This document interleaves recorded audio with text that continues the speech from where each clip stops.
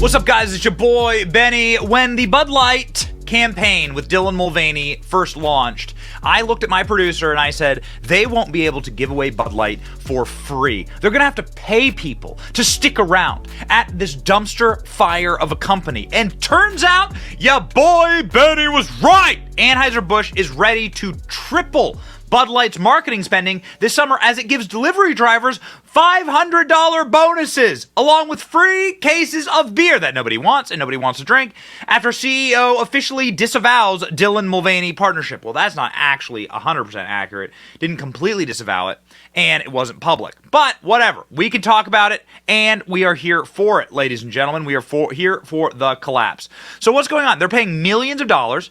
$500 bonus. This is gonna be millions of dollars. How many trucks deliver Bud Light every single day? Well, not a lot operationally right now, but under decent normal times, there are a ton of buses, trucks delivering Bud Light.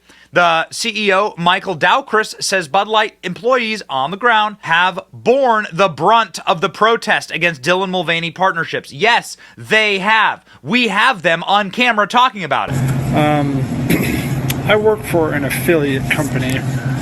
I am a merchandiser, and the sole product of the company I work for is Anheuser-Busch products. So with all this canceling going on, I've never seen such little sales in this past few days on these products. And it's sad because when people don't buy this beer, I don't make money, and I can't feed my family.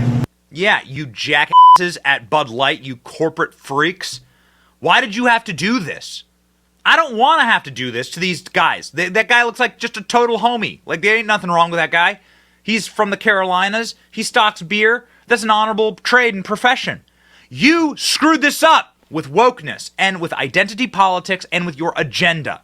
CEO Michael Dowcris disavowed the advertisement in an earnings call on Tuesday, insisting the ad was not a campaign and that an outside agency approved it without approval from Bud Light. Bullshit! I'm calling bullshit on that one because you can't get cans. You can't get cans with people's faces on them. Look at that. That is a very sophisticated process. How would you print your face on a Bud Light can? Would you even know how to do that? No, of course not. Bud Light would never let you do it. Bud Light would never put my face on a can. Give me a break. I don't buy that as far as I could throw it, but ladies and gentlemen, we're starting to wear them down, and it's very, very important. And also, by the way, the reason they're having to pay people is because everyone's losing so much money. We brought you this report yesterday from Houston. You have a report out from Houston where this reporter goes out and talks with various bar owners. And these bars inside of Houston, which is a big old drinking city, a big old party city. I've been to Houston many times. Man, Houston is a rager of a city. He goes and talks with his townie bar, right? Townie sports bar. Ain't nothing. Yeah, it's like no frills, no fancy stuff. Just Bud Light and sports. That's what this bar is about. Small little bar. People like it. People wearing their Houston jerseys. This bar owner's like, we may go out of business because nobody's buying Bud Light. Nobody. We pretty much can't even give it away. So you have cases sitting there. We've had cases since it came out. We've had about 14 cases that have not moved. And are people saying anything about the issue? Yes and no. You know what I mean? With the volume that we get here, people don't want to necessarily speak openly about it, but we all know what it is because we never had that issue before. Yep, we never had that issue before, and Bud Light went and forced these people out of business. He says he has 14 cases just sitting around. You can see it right here in the B-roll of the bar. You can see the cases just sitting there, stacking up to literally the ceiling or the windowsill or whatever that happens to be. I've never been to this bar. This guy doesn't deserve this. He's just a bar owner. Like, this guy's just trying to run a business, and Bud Light needs to go and inject and ruin his business because of their identity politics, because of freaks like this. This is Mr. Michael Dowcris. Although I thought the Anheuser-Busch CEO was this guy. This guy says he's the CEO of Anheuser-Busch. Who's the CEO of Anheuser-Busch? Is it Brendan Whitworth or is it Michael Dowcris? I don't know. Who are these guys? I got a lot of messages on LinkedIn. Feel free to message me on LinkedIn. I often read them. Okay, so what's up? They're disavowing Dylan Mulvaney.